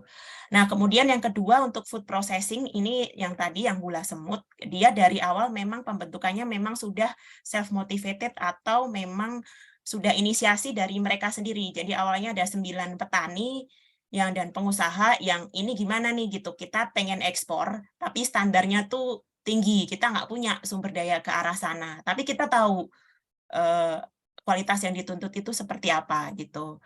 Nah, kemudian dari situ mereka bekerja sama dengan eksportir untuk memfasilitasi sertifikat itu tadi fair trade, kemudian sertifikat ekspor lainnya gitu. Kemudian di situ perannya dia adalah sebagai konsultan dan menyediakan sumber daya bagi anggota-anggota petaninya dengan fasilitasi dana fair trade itu tadi. Jadi memang selain itu mereka juga sering diminta untuk berbicara di forum-forum perusahaan rintisan di Gula Semut di luar Kulon Progo juga gitu. Jadi mereka juga punya kapabilitas untuk membangun atau mendifusikan pengetahuan mereka untuk mengekspansi pasar mereka. Nah, inovasinya itu mereka inkremental karena mereka memperluas atau memperbanyak produksi gula semut dan juga di bidang pengemasan produk itu inovasinya gitu. Jadi perbaikan kualitas dan pengemasan produk yang sesuai dengan standar ekspor gitu. Kemudian dia outcome-nya apa? Dia ada sertifikasi produk, namun ini tidak bisa dikatakan ini berkat bela beli Kulon Progo. Nah, namun ya ada kontribusi sedikit di situ karena ada fasilitasi dari pemerintah yang tidak terlalu dominan gitu. Fasilitasinya sebenarnya yang banyak itu adalah dari eksportir universitas dan juga beberapa universitas gitu. Jadi peran pemerintah dalam gula semut di Kulon Progo ini tidak terlalu terlihat gitu. Kalau yang saya dapatkan dari persepsi para pengusaha dan petani gitu. Malah mereka sendiri yang sebenarnya mengusahakan sampai diekspor kemana-mana, ke Jerman, ke Belanda, ke Jepang, seperti itu. Kemudian mereka juga mendapatkan paten nasional untuk merek-merek mereka, merek dagang, kemudian meningkatkan inklusi sosial karena semakin banyak perempuan yang berperan di situ, kemudian meningkatkan kesejahteraan petani, dan meningkatkan kemampuan petani untuk berproduksi. Sayangnya di sini adalah mereka masih menghadapi kendalanya yakni pada bidang pengairan yang tentu saja perlu fasilitasi dari pemerintah dan juga untuk upgrading dari tanaman aren ini gitu. Jadi memang perlu dan mereka belum mendapatkan fasilitasi apa-apa terkait hal ini gitu. Kemudian yang terakhir untuk produk beras yang baru didaftarkan ini kita bilang bisa sebut berasnya masih A1 mereka karena mereka menolak untuk disebutkan untuk merek yang didaftarkan. Mereka itu juga self motivated. Jadi para petani ini mereka memiliki kemampuan untuk pemurnian benih yang sudah mereka pelajari bertahun-tahun. Namun mereka ingin dari pemurnian benih itu mereka ingin mengembangkannya, memasarkannya ke pasar yang lebih luas. Mereka juga punya peran sebagai konsultan, kemudian sebagai penghubung dengan pemerintah dan juga research atau penyedia sumber daya. Itu inovasinya juga incremental, memunculkan produk beras baru, varietas baru yang waktu itu masih didaftarkan. Nah, di sini peran mereka apa? Karena mereka petani-petani yang memang sudah punya kapabilitas untuk bagaimana cara bertani organik, bagaimana pemurnian benih gitu, mereka memang kemudian mengajarkan pada generasi-generasi di bawahnya bagaimana cara bertani secara lebih berkelanjutan gitu. Dan kepercayaan di antara mereka juga meningkat. Namun belum ada produk yang dipasarkan gitu sampai ke pasar yang lebih luas. Nah, di sini pembelajarannya memang kita perlu berhati-hati dalam memilih intermediari untuk bekerja sama gitu dalam inovasi gitu. Karena ketika kita mengassign atau menugaskan atau membentuk intermediari atau asosiasi baru di masyarakat, bisa jadi itu malah nggak berhasil gitu. Karena mereka memang tidak punya keinginan dan tidak punya shared problem atau pemahaman yang sama tentang permasalahan yang dihadapi sebenarnya gitu. Jadi maka itu intermediary self-help atau bentukan mereka sendiri itu sebenarnya lebih berkelanjutan. Gitu. Kita nggak usah, pemerintah tidak perlu susah-susah untuk membentuk intermediary, tapi cukup perlu berdiskusi dengan masyarakat. Sebenarnya kelompok-kelompok apa saja sih yang ada di mereka gitu. Kemudian maka itu sebenarnya ini pendekatan bottom up sangat penting dan perlu berhati-hati itu tadi memilih untuk bekerja sama gitu. Aktor lokal yang embedded atau melekat pada mayoritas produsen di sana baik itu petani maupun pengusaha itu akan lebih paham dan memiliki kesadaran akan permasalahan yang sama gitu, lebih paham terhadap kebutuhan pasar, kesadaran terhadap permasalahan yang sama dalam inisiasi inovasi gitu. Karena kan ketika kita bicara inovasi tentu saja kita melihat sebenarnya produk ini pasarnya harus seperti apa, pasarnya seperti apa sih tuntutannya gitu. Kemudian yang kedua, mengadakan kegiatan informal, mengelola dana fair trade, kemudian mengalokasikan sebagai pendapatan dari ekspor untuk dana sosial dan menciptakan tabungan berbasis masyarakat telah memperkuat modal sosial dan juga bisa mendanai inovasi di desa itu antara intermediari yang tertanam dan anggotanya juga di masyarakat itu. Kemudian yang terakhir menyediakan akses bagi intermediari ke pasar yang lebih besar itu dapat menstimulasi mereka untuk meningkatkan standar kualitas produk sosial dan lingkungan. Dan satu lagi yang terakhir ketika pengusaha lain yang belum adopt ke teknologi, nah tentu kalau ekspor ini pengolahan gula semut kan tentu perlu teknologi yang lebih advance atau lebih maju. Mereka yang misalnya belum gabung ke dalam KUB ini di gula semut itu, mereka belum bergabung dalam kelompok itu, mereka tadinya memang agak resisten untuk mengadopsi teknologi itu untuk ke ekspor. Tapi setelah mereka melihat dan berdiskusi dengan intermediari ini, mereka juga jadi muncul untuk pengen gitu ikut untuk comply dengan standar-standar ekspor seperti ini. Namun di satu sisi drawback atau kekurangannya adalah mereka menjadi tergantung dengan eksportir. Nah, ini perlu sebenarnya pemerintah di sini perlu tidak setengah-setengah gitu dalam memfasilitasi inovasi gitu. Jadi kalau bisa dia difasilitasi sampai ke pasar yang lebih luas dari hulu ke hilir. Seperti itu, seperti kita lihat di kasus-kasus di misalnya di Denmark atau misalnya di Amerika atau India gitu, terutama di industri farmasi gitu. Jadi mereka memang dari pemerintahnya itu gencar-gencar untuk memfasilitasi tumbuhnya perusahaan-perusahaan farmasi baru, kemudian mereka memfasilitasi sampai ke ekspor melalui kebijakan luar negeri dan segala macam. Jadi memang nggak setengah-setengah gitu. Baik, demikian presentasi dari kami. Terima kasih Bapak Ibu. Kami buka feedback dari Bapak Ibu dan juga mungkin ada sharing atau tantangan yang lain. Saya kembalikan ke Mas Yumantoko. Baik, terima kasih Mbak Tiwi dan Mbak Ria atas presentasi yang luar biasa. Nah, selanjutnya Bapak Ibu, kita akan memasuki sesi diskusi. Bagi Bapak Ibu yang memiliki kegelisahan atau unek-unek terkait dengan materi yang disampaikan tadi, bisa raise hand atau mengisi kolom chat. Silakan Bapak Ibu yang ingin bertanya. Di kolom chat sudah ada Pak Samsul ini. Mungkin Pak Samsul dulu yang pertama. Dipersilakan Pak Samsul.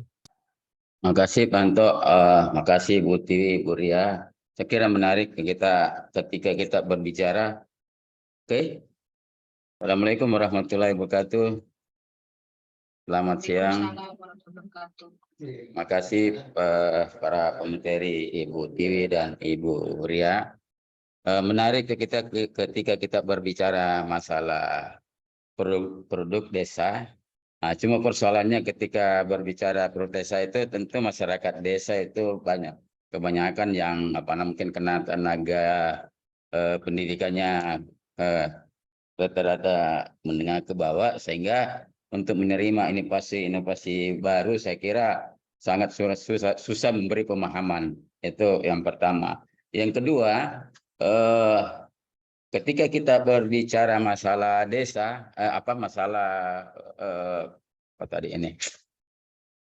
aktor lokal, ini saya mau tahu batas-batasannya di mana. Ketika kita membicarakan masalah di desa, apakah yang dijadikan aktor itu atau pelaku produsen atau petani atau pemerintah desa? Karena ini susah membedakan, karena bisa saja desa itu terlibat dalam kegiatan itu.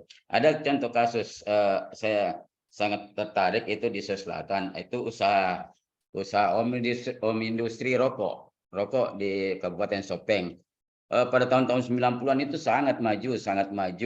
Perusahaan itu malah mahasiswa yang berasal dari situ naik ke Makassar itu luar biasa. Dia malah digelari daerah petrodolar ketika itu tahun 90-an. Cuma ketika masuk tahun akhir 90 itu daerah itu langsung down dengan masuknya produksi rokok yang datang dari Jawa. Mereka hilang sama sekali ketika produksi rokok itu datang. Mereka kalah bersaing persoalan merek dengan kemasan. Jadi menurut saya kemasan memang yang menjadi penting. Saya kira produk Indonesia juga dengan produk asing itu persoalan kemasan menjadi persoalan. Yang kedua persoalan paten. Di sana ketika mereka produksi itu hak patennya hampir tidak ada, sehingga rokok-rokok yang masuk dari Jawa itu menguasai pemasaran.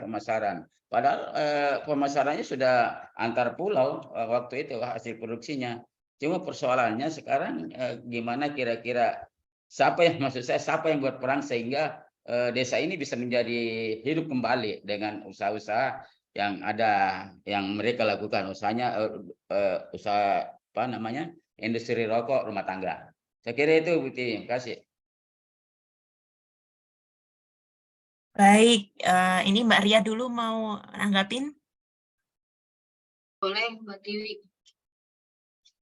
Tadi yang Pertama Pak Samsul bertanya terkait dengan pelaku aktor lokal ya. Memang di sini kalau di studi kasus FPIG ini kebanyakan yang tergabung itu adalah produsen, pelaku usaha, pengolah, pedagang, dan beberapa Pemda yang mewakili OPD setempat gitu. Jadi petani ini hanya misalnya di kasus salah satunya misalnya kasus kopi di Jambi, itu petaninya itu menyetor hasil pertaniannya itu ke koperasi gitu. Koperasi itu adalah bentuk FPIG itu berbentuk koperasi. Jadi di situ perannya petani hanya diarahkan atau dibimbing dalam proses pengolahan budidayanya terkait dengan aspek-aspek maupun pengolahan lainnya gitu. Jadi terlibat langsung dalam konsumen maupun pedagang besar atau trader nasional maupun internasional. Kemudian saya sekalian jawab yang tadi ya, ada pertanyaan dari Pak Iwan juga. Tadi kan Pak Iwan bertanya mengenai apakah tahu Sumedang dan ubi Cilembu juga masuk dalam klasifikasi IG? Ya, masuk ke dalam klasifikasi IG. Ini saya mau share screen daftar IG ya. Daftar IG yang ada di Indonesia yang salah satunya ini sudah terlihat Pak Iwan, tadi pertanyaan Pak Iwan yang di chat itu bertanya tentang apakah ubi Cilembu dan tahu Sumedang juga masuk. Di sini kan di Direktorat Jenderal Kekayaan Intelektual Kemenkumham sudah ada 123 IG, produk IG yang terdaftar di Indonesia menjadi produk unggulan daerah mereka masing-masing. Nah, ini ubi Cilembu sudah terdaftar di tahun 2013 dengan uraian sebagai berikut, yaitu terkait dengan lingkungan, batas wilayah, sejarah, dan proses produksinya harus sesuai dengan standar reputasi dan terjaganya kualitas dari produk tersebut. Tapi untuk tahu Sumedang sendiri di sini tidak ada, tapi di beberapa tulisan dari teman-teman yang saya searching paper ada tahun 2019, hanya saja belum ada di daftar ini. Mungkin belum diupdate atau mungkin terlewat saya melihatnya gitu. Jadi dari Jawa Barat termasuk yang banyak juga ya produk IG-nya yang terdaftar di sini.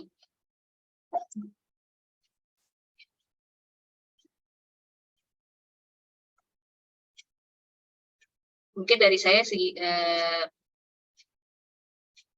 cukup dari Mbak Tiwi. Iya, oke. Baik, saya mau menanggapi Pak Iwan dulu ya, ini sangat menarik. Saya kebetulan pernah satu ngobrol diskusi dengan Pak Iwan dan memang feedback-nya selalu luar biasa ya. Konsep pembagian peran dan aktor, tidak harus semua proses dilakukan oleh petani di batas kemampuan yang dimiliki petani. Sepakat Pak, memang peran off-taker ini sangat penting dan strategis sebagai fasilitator dan mediator terhadap berbagai aspek hulu ke hilir. Memang demikian Pak, dan ini hasilnya memang sangat prevalen di sektor-sektor pertanian gitu. Namun di sini drawback-nya adalah PR bagi penelitian selanjutnya adalah bagaimana melepas kalau misalnya off-taker memang bisa memperluas pasar mereka, tapi kemudian bagaimana ini bisa meningkatkan pengetahuan mereka tanpa adanya off-taker, nah ini sih yang masih mungkin perlu dibahas di penelitian selanjutnya gitu. Jadi memang off-taker dalam hal ini memang bisa retail, kemudian eksportir, kemudian juga bisa pasar-pasar yang lebih luas gitu. Gitu. Memang sepakat Pak Iwan. Kemudian tanggapan saya terhadap Pak Samsul, sebenarnya kalau dalam konteks ini aktor lokal itu lebih ditekankan ke mereka yang dekat dengan masyarakat Pak gitu. Jadi bukan pemerintah, bukan di sini adalah bisa petani atau misalnya kelompok pengusaha seperti itu. Kelompok pengusaha yang juga anggotanya adalah organik juga dari masyarakat. Jadi istilahnya kalau misalnya dalam istilah sosiologi intelektual organiknya Gramsci, seperti itu yang saya maksud. Kemudian catatan satu lagi, intermediari ini tidak harus berasal dari aktor lokal, namun dalam hal ini ketika saya melihat masukannya Pak Iwan, off-taker seperti industri retail, kemudian eksportir, itu bisa menjadi juga intermedia mereka yang bisa menghubungkan mereka dengan pasar yang lebih luas, meningkatkan pengetahuan mereka, dan memfasilitasi mereka untuk mengadopsi teknologi gitu. Kemudian memang kemasan penting Pak, kalau misalnya saya lihat di Jepang itu ya Pak ya, mereka sebenarnya produknya biasa aja, cuman memang kemasannya memang bagus. Dan di sini memang di Indonesia juga sudah beberapa difasilitasi oleh universitas untuk pengemasan ini. Tapi di satu sisi, kalau misalnya ingin menggait di pasar yang lebih luas, mereka tentu saja harus patuh atau comply dengan standar kualitas di pasar gitu yang lebih luas begitu. Baik, itu aja mungkin saya kembalikan ke Mas Yumantoko. Baik, terima kasih Mbak Dewi. Mungkin dari Bapak Ibu ada pertanyaan atau komentar atau dan lain sebagainya. Silakan, mumpung waktunya masih ada.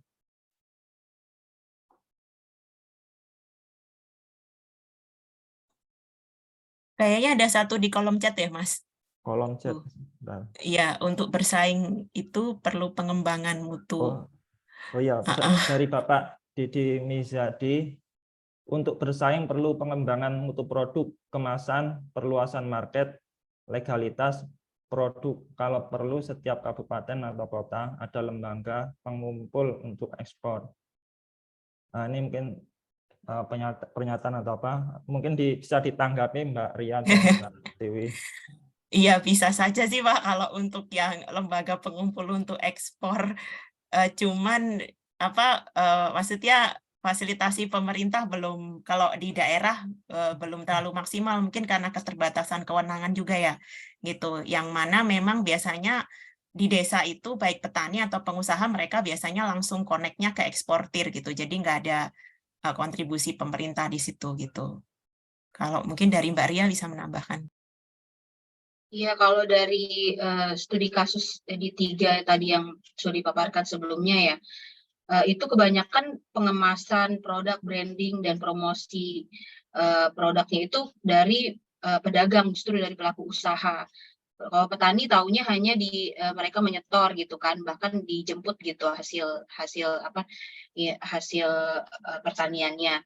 Apalagi pemerintah daerah, mungkin pemerintah daerah hanya memfasilitasi terkait dengan hal-hal teknis atau penyuluhan saja ya, belum begitu bagus, belum begitu concern terhadap pengemasan maupun perluasan pasar.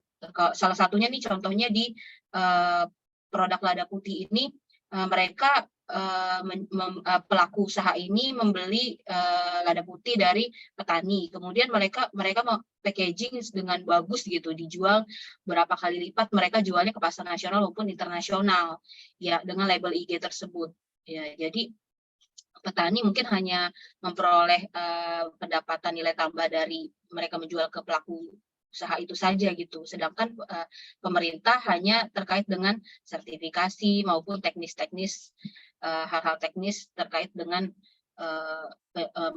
penyuluhan ataupun infrastruktur ya mungkin dari produk IG di daerah tersebut.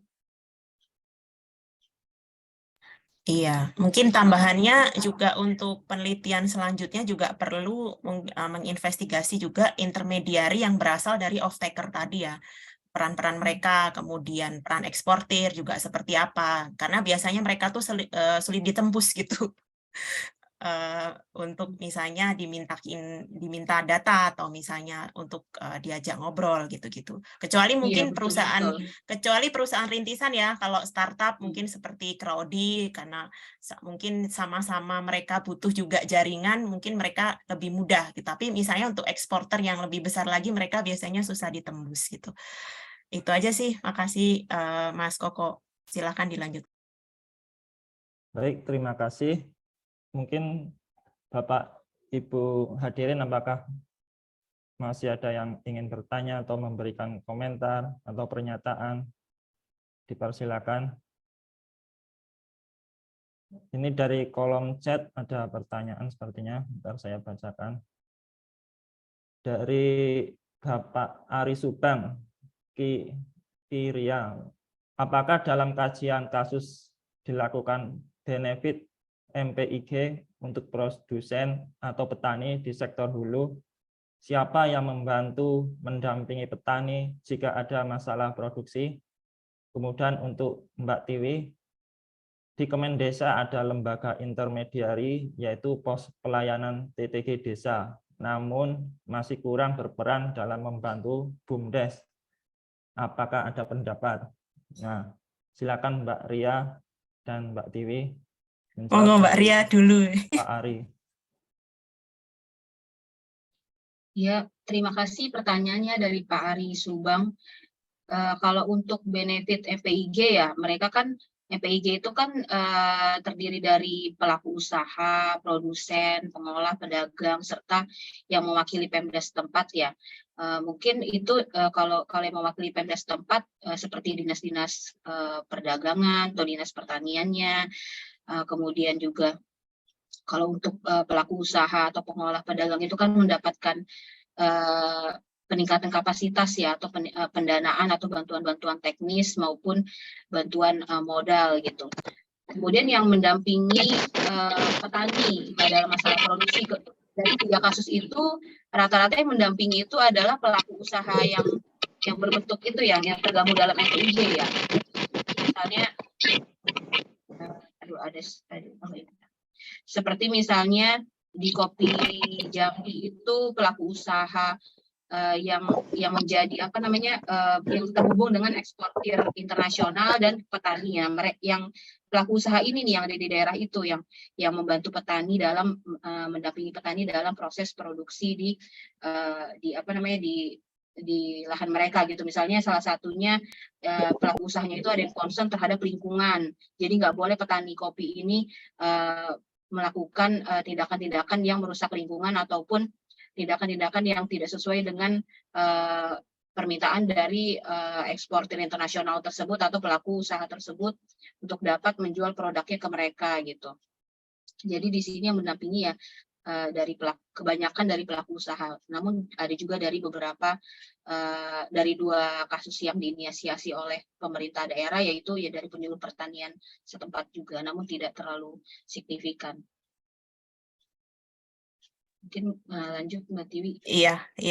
Baik Pak Ari, terima kasih pertanyaannya terkait dengan pos pelayanan TTG di desa ya. Mungkin sekarang sudah sampai Kulon Progo, tapi waktu penelitian dilakukan saya juga sempat ke DPMD-nya itu Dinas Pemberdayaan Masyarakat Desa, itu memang belum ada seperti ini. Kalau misalnya saya melihat persepsi dari pengusaha dan petani gula semutnya itu, mereka mempersepsikan dari pemerintah itu bantuannya itu sementara dan seremonial gitu. Seperti misalnya diikut sertakan dalam kegiatan apa gitu kan. Kemudian apresiasi berupa misalnya uang pembinaan atau misalnya pelatihan yang sifatnya tidak jangka panjang ketika dibandingkan dengan, saya kebetulan baca papernya Pak Ari, Bu Karolin dan Mbak Febri juga tentang fasilitasi kopi di Sumba di SBD gitu. Tidak sejauh itu gitu. Jadi kan kalau misalnya fasilitasi itu kan dari awal mengenalkan ke teknologi, melihat ke masyarakatnya, kemudian sampai petani menghasilkan kopi dengan standar yang lebih bagus, sampai meluas ke pasar, bahkan sampai menciptakan UMKM baru. Di situ kan peran TTG harusnya. Cuman waktu saya melakukan turun lapangan di konteks Kemendesa itu memang belum sejauh itu gitu, dan memang itu refleksi bagi kita juga ya, bahwa misalnya memang kinerja itu pemerintah jangan setengah-setengah ketika ingin memfasilitasi inovasi. Demikian Pak tanggapan saya. Atau mungkin sebenarnya ada gitu TTG di Kulon Progo sudah sampai sana, tapi saya belum dengar gitu. Baik, terima kasih. Monggo saya kembalikan ke Mas Yumantoko. Baik, terima kasih Bapak Ibu. Jika masih ada pertanyaan atau pernyataan, masih dipersilakan. Masih ditunggu kalau masih ada.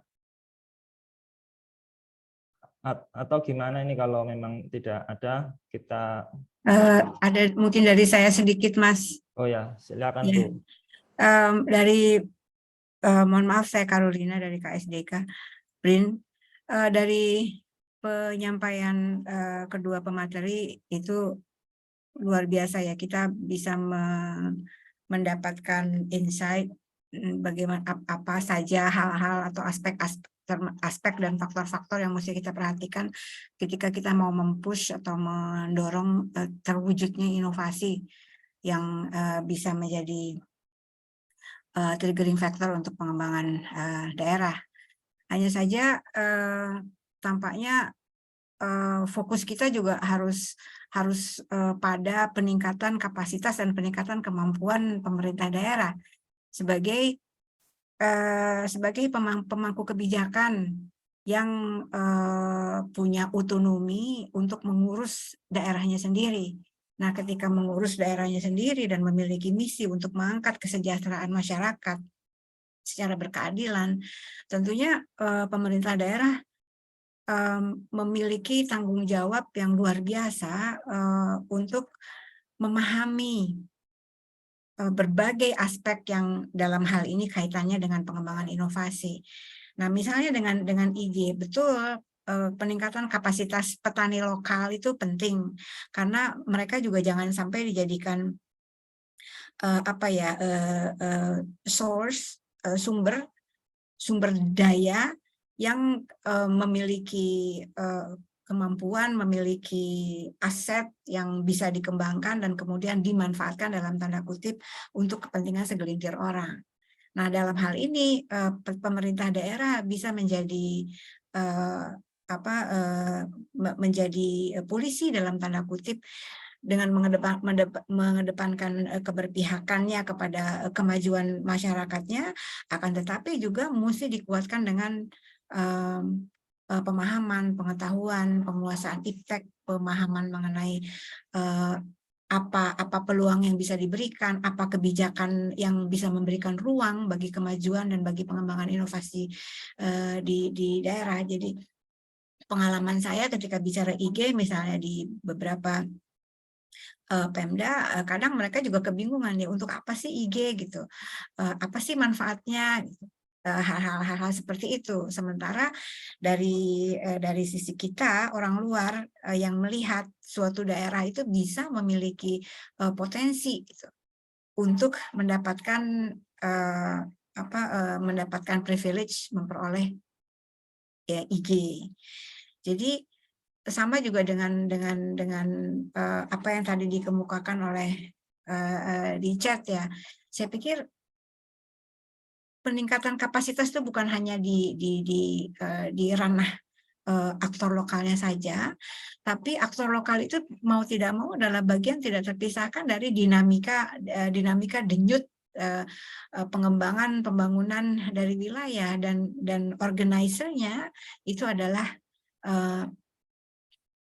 local government, adalah pemerintah daerah. Dengan kata lain, keluarga besar local government, aparat pemerintah, kita memerlukan anggota keluarga yang satu memiliki keberpihakan setinggi-tingginya, sekuat-kuatnya untuk kemaslahatan bersama. Yang kedua, oleh karena itu kapasitas dari pemerintah daerah itu juga harus luar biasa, termasuk kapasitas untuk mendeteksi atau mendeteksi network, jejaring pihak-pihak mana saja gitu yang bisa dijadikan resource person atau connection gitu untuk bisa sama-sama bekerja, tidak hanya melihat kepada kepentingan satu saja. Ini untuk menghindari diambilnya keuntungan ya oleh satu pihak, oleh trader atau oleh asosiasi atau oleh pengusaha, dan itu banyak terjadi. Boleh jadi kita perlu juga untuk melakukan kajian ke arah ini, Mbak Ria dan Mbak Tiwi. Terima kasih, Mas Koko. Terima kasih, Ibu Caroline. Mungkin cukup sampai di sini pertemuan kita kali ini karena sudah tidak ada yang pernyataan atau pertanyaan lagi. Mungkin ada closing statement dari kedua pembicara, Mbak Tiwi dan Mbak Ria. Mungkin Mbak Ria dulu.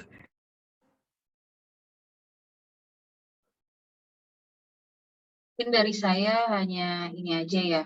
Terima kasih atas kehadiran Bapak Ibu, kesempatan saya juga untuk berbagi hasil penelitian tahun 2021 di sini. Semoga Bapak Ibu, baik akademisi, peneliti maupun dari Pemda, dapat mengambil pelajaran atau mengambil pengalaman ini untuk dapat diterapkan di daerah maupun di produk unggulan daerah masing-masing. Kemudian dari Bapak tadi ada yang bertanya tentang apa nih kontak ya, boleh nanti saya berikan kontak, tapi mungkin saya juga tidak terlalu expert ya atau mengerti tentang permasalahan IG ini. Nanti juga kita bisa sharing di lain waktu lebih mendalam terkait dengan IG ini, dan juga untuk penelitian lebih lanjut saya juga sangat terbuka untuk teman-teman di Kelris maupun di PR meneliti tentang indikasi geografis ini. Terima kasih. Iya, lanjut ya. Mas Koko, mungkin saya sepakat dengan Bu Karolin.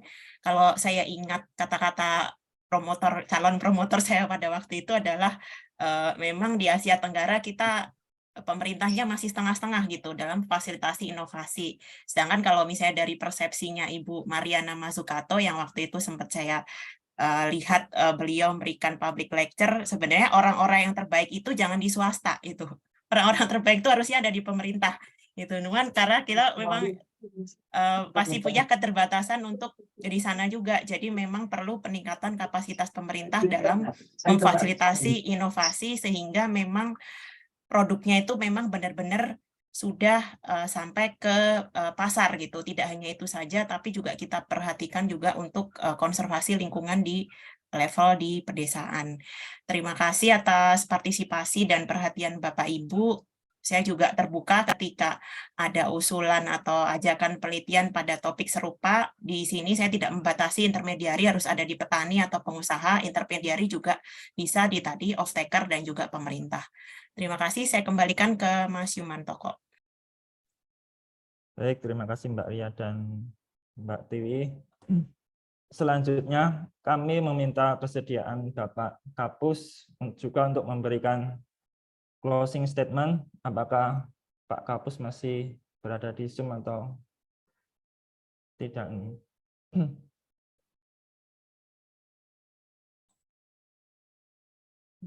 Mungkin karena Pak Kapus mungkin tidak berada di Zoom, mungkin bisa diwakili oleh Ibu Karolin. Baik, Mas Koko, Pak Kapus kelihatannya sedang ada acara di Kementerian Agama seperti tadi yang beliau sampaikan. Terima kasih luar biasa untuk Mbak Tiwi dan Mbak Ria yang sudah sharing ilmu, pengetahuan, dan pengalamannya sehingga kita menjadi melek ya terhadap berbagai aspek yang sudah diungkap dengan sangat baik ketika kita mau bicara tentang